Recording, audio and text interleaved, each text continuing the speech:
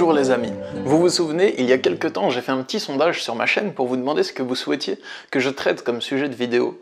Et le sujet, le conflit intérieur chez les personnes empathiques, c'est le sujet qui est sorti numéro 1. Alors comme promis, voici ma vidéo dessus. Mais avant toute chose, je tiens juste à vous annoncer rapidement que mon livre « Vivre sans souffrir, un manuel de développement personnel avancé », il est sorti en livre audio, ça y est, et ça je suis grave trop content, c'est mon premier livre qui sort en livre audio, il est disponible sur Audible, donc sur Amazon, la plateforme de livre audio d'Amazon. Il y a le lien dans la description pour regarder ça si vous le souhaitez, pour écouter un extrait. Donc voilà, je suis très content, mon livre est sorti en livre audio, c'est un très bel accomplissement pour moi, ça fait déjà depuis 4 ans que j'écris des livres, et voilà, c'est top. Je souhaitais juste vous le partager. Sur ce, passons à la vidéo. Rapidement, qu'est-ce que c'est qu'être empathique? Une personne qui est empathique, déjà je pense que nous avons tous de l'empathie. Toutes les personnes, je pense, ont de l'empathie. Mais certaines en ont un tout petit peu, donc elles ne perçoivent pas trop leur empathie, ça ne les impacte pas trop au quotidien, et d'autres personnes sont hyper empathiques. C'est-à-dire que vous avez une empathie plus développée. Je considère que l'empathie, c'est comme un sens, comme la vue, le toucher, l'ouïe, le goût, l'odorat. L'empathie, c'est pour moi le sens qui vous permet de repérer, de percevoir l'état émotionnel ou cognitif de votre interlocuteur. L'empathie, c'est donc ce qui vous permet de ressentir comment les autres se sentent. Vous savez, lorsque vous discutez avec quelqu'un, s'il vous écoute, ou bien s'il n'est pas concentré et qu'il pense à autre chose. Vous savez si quelqu'un va bien ou quelqu'un va mal. Vous ressentez le changement d'émotion si quelqu'un va bien et tout d'un coup il commence à déprimer quand il vous parle. Vous percevez toutes ces variations et vous n'avez pas besoin de faire de l'analyse. Vous n'avez pas besoin d'analyser sa gestuelle ou de bien connaître la personne pour ça. Vous le ressentez, vous le captez, comme si vous vous branchiez sur lui comme une fréquence radio. Et les personnes empathiques vont rencontrer de nombreux problèmes. L'empathie, c'est comme un don pour moi, parce que ça vous permet de savoir si l'autre est bien intentionné ou mal intentionné, de savoir si vous allez bien vous entendre ou non avec une personne, et vous remarquez ça rapidement, sans avoir à souffrir beaucoup dans la relation pour ça. Mais par contre, les problématiques que va soulever l'empathie, c'est des choses qui vont vraiment vous handicaper peut-être au quotidien si vous ne maîtrisez pas bien votre empathie et vos émotions et votre esprit.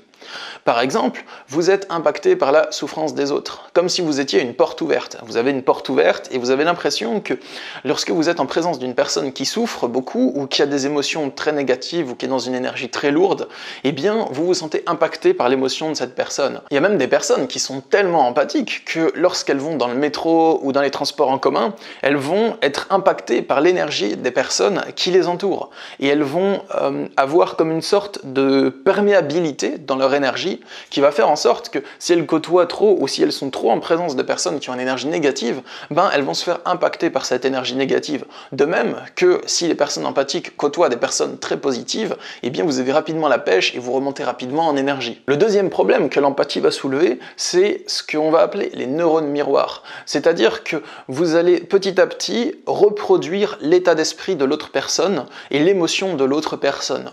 Il y a beaucoup de personnes empathiques, par exemple, qui se mettent à la place de l'autre quand l'autre va mal. Par exemple, admettons que vous ayez un conjoint qui est tout le temps pessimiste, qui est tout le temps grincheux, qui est tout le temps en train de voir chaque petit élément comme une catastrophe, qui se plaint beaucoup et qui ne cherche aucune solution à ses problèmes.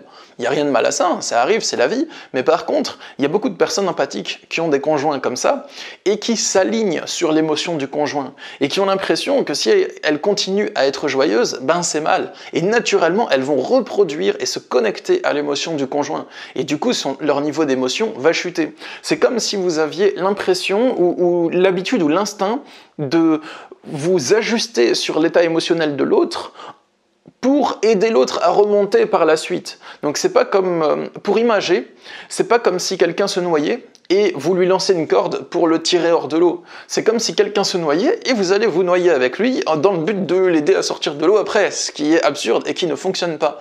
Mais c'est une grosse problématique que beaucoup de personnes empathiques rencontrent. Et la troisième problématique, donc, c'est que les personnes qui sont très empathiques ont du mal à faire des actions qui entraîneraient la souffrance d'autrui. Vous avez du mal à faire des choses en lien avec lesquelles quelqu'un ne serait pas heureux. Par exemple, vous avez du mal à dire non parce que quelqu'un peut être déçu, vous avez du mal à ne pas correspondre répondre aux attentes d'autrui, et toutes ces particularités que vous avez en tant que personne empathique, ça peut entraîner un problème qui est beaucoup plus gros. C'est ce qu'on va appeler le conflit intérieur des personnes empathiques. Donc installez-vous confortablement, je vais vous expliquer ce que c'est. Il est très probable que vous le viviez si vous êtes une personne qui est très empathique. Je vais vous expliquer comment il se construit et je vais vous donner des solutions que vous pourrez appliquer directement pour le dépasser. C'est parti les amis, on y va. Alors bonjour les amis, je me nomme Stan Carré, j'exerce en tant que sophrologue et coach en développement personnel depuis 2015 et aujourd'hui on va aborder le sujet du conflit intérieur des personnes empathiques. Un conflit intérieur, c'est la chose suivante. Il y a deux parties de vous qui sont en désaccord, ça se passe à l'intérieur de vous. Donc c'est comme si vous aviez deux volontés différentes qui se livrent une guerre intérieure. Pour illustrer, il y a peut-être une partie de vous qui a envie d'être heureux, de faire des projets qui vous rendraient heureux, une partie de vous qui a envie de s'épanouir, et une autre partie de vous qui vous empêche de vous épanouir parce que vous avez l'impression que ça décevrait votre famille.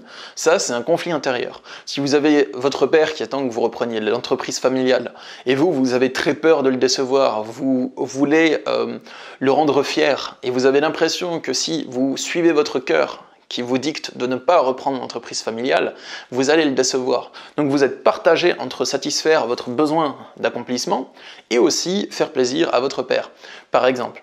Et il y a de très nombreux cas dans lesquels le conflit intérieur se produise. Ça se produit principalement au niveau de la famille, au niveau du couple, mais on peut le retrouver dans d'autres domaines. Quand vous vivez un conflit intérieur, vous êtes partagé en permanence entre deux volontés. Une partie de vous veut aller par là, mais l'autre partie de vous veut aller dans l'autre sens.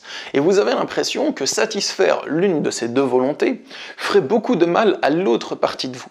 Et vous n'arrivez pas à trouver un compromis. En gros, vous êtes partagé entre deux choix, et vous avez l'impression que choisir l'un des deux choix vous amènerait à renoncer totalement à l'autre choix et que c'est inenvisageable et donc vous n'arrivez pas à trouver la paix. C'est comme s'il y avait deux ennemis qui étaient aussi forts l'un que l'autre et qui cicatrisaient de leurs blessures quasi instantanément et qui se battaient à l'intérieur de vous. Et ça peut causer beaucoup de pensées obsessionnelles, de l'angoisse, de la souffrance, de la culpabilité, de la honte, voire même ça peut vous entraîner à vivre une dépression. Mais du coup, pourquoi est-ce que je vous parle de ça dans une vidéo liée à l'empathie, C'est parce que les personnes empathiques sont beaucoup plus sujettes à ce genre de conflit intérieur parce qu'il y a généralement une partie d'eux qui a envie de faire du bien aux autres, envie de faire plaisir aux autres, envie de ne pas générer la souffrance des autres. Et il y a une partie de vous qui a aussi l'envie de s'épanouir.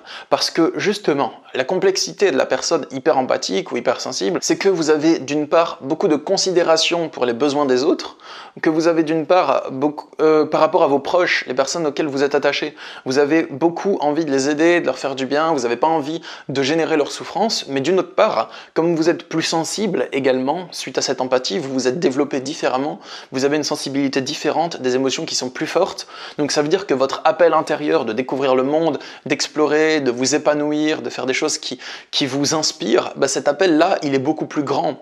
Et le paradoxe de la société actuelle, c'est que beaucoup de personnes attendent de vous des choses qui ne sont pas bonnes pour vous. Il y a vos parents qui attendent que vous ne les déceviez pas, il y a peut-être votre conjoint qui attend que vous soyez tout le temps avec lui et que vous ayez toute votre attention portée sur lui et ce genre de choses. Et ça crée vraiment beaucoup de souffrance. Parce que les personnes empathiques, de plus, elles attirent souvent les personnes qui ont un comportement type pervers narcissique ou les personnes possessives ou qui aiment mettre une emprise sur les autres. Et le problème, c'est que les personnes empathiques sont plus sujettes à l'emprise parce qu'elles vont avoir tendance à s'effacer pour nourrir les besoins des autres, mais leur appel intérieur à s'épanouir reste toujours aussi grand. Même si vous étouffez votre appel intérieur, votre appel du cœur en tant que personne empathique, il va rester là, il va continuer à parler en permanence. Et donc ça alimente un conflit intérieur. Faire plaisir à l'autre ou bien ne pas faire plaisir à l'autre, mais se faire plaisir à soi. Et ça peut créer vraiment une division et beaucoup de souffrance. Ce conflit intérieur, il est dû à plusieurs facteurs. Il est dû à la difficulté de savoir qui on est vraiment, parce que on a laissé venir en nous l'avis des autres personnes et on l'a même reproduit. Les personnes empathiques, elles sont généralement comme des éponges émotionnelles. C'est-à-dire que s'il y a vos parents qui vous ont formaté d'une certaine manière, s'il y a vos parents qui vous ont transmis leur avis sur les choses, leur avis sur comment vous devriez vous comporter, s'il y a vos parents qui vous ont expliqué comment vous devriez vous comporter, il est possible que même si c'est pas du tout bon pour vous, même si ça procure beaucoup de souffrance en vous, de réprimer vos besoins, de vous étouffer, tout ça, il est possible que vous ayez adhéré inconsciemment à cet avis et que vous fassiez perdurer et que vous fassiez vivre cet avis en vous. Et donc, comme vous avez en vous une partie de votre esprit qui est pas bonne pour vous, on va dire, c'est comme si vous viviez avec un virus informatique. C'est comme si un ordinateur, il vit avec un programme qui le ralentit et qui ferme des fenêtres dès qu'il les ouvre, ou ce genre de choses. Vous, c'est un peu la même chose. Si la société, vos parents, vos frères et sœurs, un ex-conjoint ou ce genre de choses vous ont transmis des idées qui n'étaient pas bonnes pour vous, et que vous avez adhéré à cette manière de penser ou à ces mécanismes psychologiques, eh bien, il est possible que vous ayez l'habitude de vous réprimer, de nier vos besoins. Mais par contre, vos besoins, ils sont toujours présents. Le besoin d'épanouissement, le besoin de contact social, le besoin de passer du temps seul, le besoin de trouver du sens à sa vie, tout ça, ces besoins, ils sont présents. Et vous avez beau les nier et les rejeter, ils vont quand même être là et demander à s'exprimer. Du coup, si vous êtes une personne extrêmement empathique, que vous vous reconnaissez un peu dans ce que je vous ai partagé aujourd'hui, et que vous vivez actuellement un conflit intérieur, qu'il soit petit ou grand, parce que le conflit intérieur, il peut soit être petit, que c'est juste une petite hésitation, soit il peut être très grand et prendre énormément de place dans votre esprit, voire quasiment toute la place. Donc si vous vous reconnaissez là-dedans, j'ai quelques idées de solutions à vous partager qui pourraient vous aider à sortir de là. Premièrement, si vous êtes partagé entre prendre deux chemins différents, entre prendre deux décisions qui sont complètement opposées l'une à l'autre, je vous invite à vous laisser un délai plus long pour prendre votre décision. Parce qu'il y a beaucoup de personnes qui se mettent une énorme pression pour trouver rapidement la clé de compréhension qui les libérera de ce conflit intérieur, pour trouver rapidement la solution, et ça fait que engendrer davantage de stress, davantage de souffrance à l'intérieur de vous. C'est comme si vous avez un problème mathématique très complexe à résoudre, que vous n'y connaissez rien en maths, et que je vous dis, tu as 30 secondes pour résoudre ce problème, sinon je te coupe un doigt.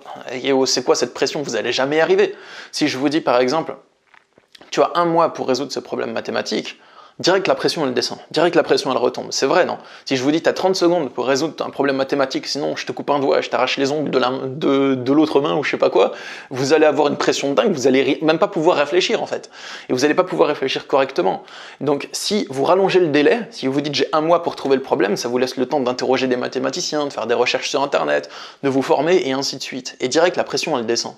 C'est pareil pour le conflit intérieur. Si vous vous dites tu dois trouver très rapidement, le plus vite possible, la bonne décision, la bonne réponse, la bonne solution, c'est difficile. Ça va vous générer beaucoup plus d'angoisse que d'autres choses. Donc je vous dis pas de laisser tomber votre choix, mais je vous dis simplement de rallonger le délai. Parce que justement, c'est contre-productif si vous vous mettez un délai très court. Vous allez faire n'importe quoi, vous n'allez pas arriver à réfléchir clairement.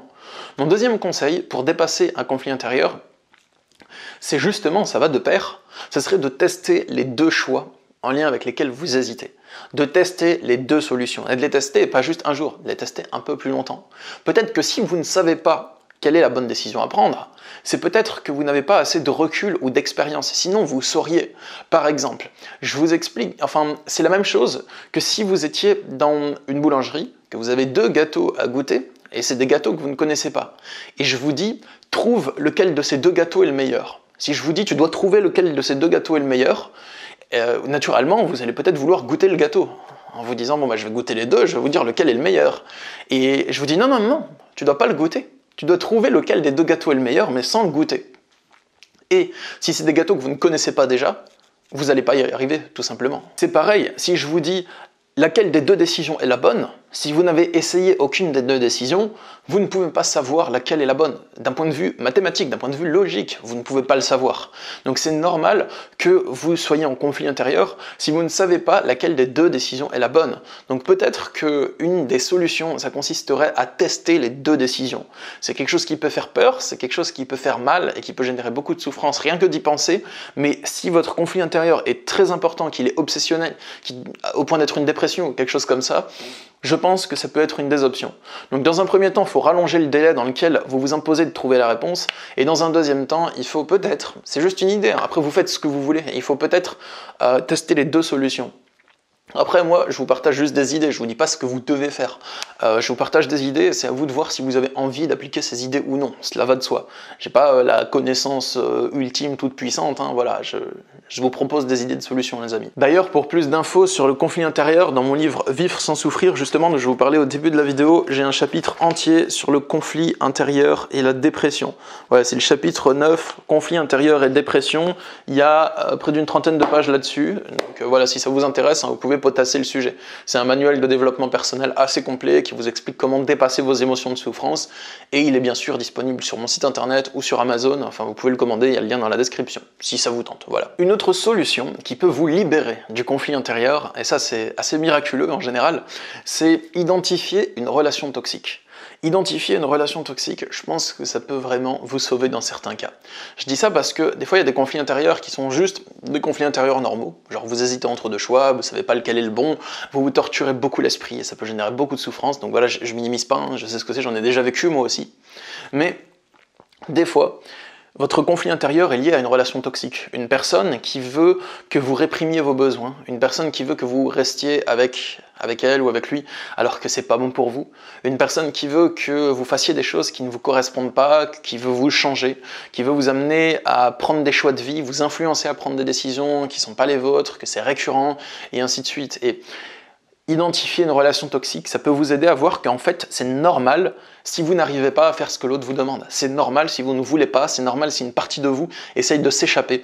Et constater que vous êtes dans une relation toxique, c'est super important. Une relation toxique, c'est une relation qui est basée sur la souffrance. Donc, dans une relation toxique, il faut que vous souffriez pour que la relation soit maintenue. Si vous arrêtez de souffrir, vous n'avez plus d'intérêt à rester dans la relation. C'est une relation qui peut être au niveau du couple, familial, où principalement vous devez vous sacrifier, où l'autre doit se sacrifier pour maintenir la relation. Et c'est une relation où il va y avoir généralement une emprise, donc c'est-à-dire une personne qui a un peu l'ascendant sur l'autre, qui a un peu d'autorité, qui dirige un peu la relation, mais que c'est pas bon, parce que qui dirige la relation d'une manière qui n'est pas bonne pour vous. Si vous voulez vous renseigner davantage sur les relations toxiques, vous pouvez chercher sur YouTube, vous tapez Stan Carré relations toxiques, et j'ai fait plusieurs vidéos où je vous explique comment reconnaître une relation toxique et quelles sont les différences entre une relation toxique et une relation saine. Comme ça vous permettra d'évaluer si c'est ce que vous vivez ou non. Et si vous constatez que vous êtes dans une relation toxique, que l'autre a un comportement malsain, et donc que ce n'est pas vous qui êtes la cause du problème, et que ce n'est pas vous qui êtes une mauvaise personne ou autre, ça peut vous permettre de ne plus douter, de savoir quel est le bon choix à prendre en fait. L'avant-dernier conseil que je souhaite vous donner, ça serait de vous mettre à la place de l'autre. Mais de vous mettre à la place de l'autre à 100%. Parce que le problème des personnes empathiques, c'est que vous vous mettez à la place de l'autre. Et du coup, vous n'osez plus faire des choix qui vous feraient plaisir. Vous n'osez pas dire non, vous n'osez pas arrêter de vous sacrifier pour faire plaisir à l'autre, ou ce genre de truc. Mais si vous vous mettez à la place de l'autre à 100%, que vous vous mettez vraiment à la place de l'autre, eh bien, vous allez constater qu'en fait, l'autre, il veut pas faire les choses par lui-même, que l'autre n'essaye même pas, mais qu'il vous demande de faire les choses à sa place. Dans de nombreux cas, c'est comme ça. Donc, au lieu d'avoir l'impression de vous mettre à la place de l'autre, mais de simplement ne pas vouloir que l'autre souffre et de ressentir sa souffrance, dites-vous, essayez de regarder la situation de l'autre dans son entièreté et de voir que l'autre n'essaye pas de s'en sortir par lui-même et ne fait que vous mettre de la pression psychologique dans certains cas pour que vous fassiez ce qu'il a envie que vous fassiez. Et rien que ça, de vous mettre à la place de l'autre à 100%, ça vous permet de voir vraiment quel est le mindset, quel est l'état d'esprit de l'autre et de prendre des fois des bonnes décisions après pour vous en écarter si le comportement de l'autre est toxique. Et dernièrement, le dernier conseil que je souhaite vous donner, c'est de considérer, les amis, que ce n'est pas l'empathie qui vous fait souffrir, c'est la manière dont vous réagissez à l'empathie. Et ça, je le dis souvent dans mes vidéos sur l'empathie, c'est que l'empathie, c'est juste que vous captez ce qui se passe en l'autre. Mais si vous allez souffrir ensuite, si vous allez culpabiliser ensuite, vous sacrifier ensuite, ce n'est pas l'empathie elle-même qui fait que vous vous sacrifiez, c'est la manière dont vous réagissez par culpabilité à l'empathie. ou par sacrifice de soi. Mais c'est clair que quand vous avez des mécanismes mentaux qui sont bien ancrés, ça peut être difficile de se défaire de ces habitudes comportementales. Donc pour moi, la solution dans ce cas-là, ce serait d'entraîner votre esprit à trouver la paix, ça serait de méditer, de pratiquer des exercices de relaxation mentale, de visualisation positive, des affirmations positives. Ne pas juste une fois, de le faire tous les jours pendant une certaine période. Petit à petit, ça peut vous apprendre à redonner la maîtrise de votre esprit, ça peut vous apprendre à regagner cette maîtrise. Parce que l'esprit, je le vois comme un amas d'énergie psychologique, comme un amas d'énergie spirituelle, ou d'un amas d'énergie mentale, et il peut prendre des habitudes. Et si c'est d'autres personnes qui vous ont expliqué comment vous devriez vous comporter, si vous avez des habitudes de pensée qui ne sont pas bonnes pour vous, vous ne donnez aucune discipline à votre esprit. Et il suffit que quelqu'un vous fasse des reproches ou joue la victime, et boum, direct, vous culpabilisez. Donc ça serait préférable, je pense, pour vous, que vous appreniez à maîtriser votre esprit et à en acquérir la maîtrise. Donc pour ça, c'est quelque chose qui s'entraîne. C'est comme si vous voulez acquérir la maîtrise de votre corps, avec la pratique d'un art martial, c'est pas quelque chose d'inné, c'est quelque chose qui va s'entraîner. Et donc là, c'est la même chose. Pratiquer la méditation, la sophrologie, c'est quelque chose qui va vous entraîner à reprendre la maîtrise de votre esprit. Donc si vous souhaitez pratiquer la méditation et la sophrologie, il y a le lien dans la description pour mon site internet. Il y a des audios de sophrologie en MP3 qui sont téléchargeables gratuitement, en un clic, sans me laisser votre adresse mail, sans rien. Il y a juste à aller sur mon site, à cliquer sur télécharger, ça se télécharge. Et la plupart des audios MP3 sont 100% gratuits. Voilà, si ça peut vous intéresser. J'espère que cette vidéo vous a plu. Dites-moi dans les commentaires si ce format de vidéo un peu plus long, un peu plus poussé vous a plu. Dites-moi dans les commentaires, comme ça je verrai si je dois en refaire ou pas. Vous pouvez laisser un petit like sur la vidéo, ça aidera à savoir si ça vous a plu ou pas, tout simplement. Si cette vidéo vous a plu, vous pouvez aussi vous abonner à ma chaîne pour ne pas manquer mes prochaines vidéos de développement personnel, de connaissance de soi. Donc voilà, vous pouvez vous abonner, n'hésitez pas. Et aussi, sachez que je suis disponible pour des consultations de coaching en développement personnel. Je consulte par Skype, Messenger ou téléphone. Et mon but en coaching, c'est de vous aider à comprendre votre problématique et à la dépasser. À comprendre comment elle s'articule dans le présent, pas forcément dans le passé, mais qu'est-ce qui produit la souffrance, quel est le problème, pourquoi vous vous sentez bloqué, et aussi à mettre en place des solutions. Donc soit comprendre la situation différemment pour vous débloquer, soit mettre en place une stratégie pour atteindre votre objectif. Donc, et aussi, on peut pratiquer la méditation et la sophrologie ensemble. Donc si ça vous intéresse, il y a le lien pour mes consultations dans la description, il y a tout dans la description. Moi je vous dis à bientôt pour de prochaines vidéos, prenez soin de vous, et voilà, au revoir.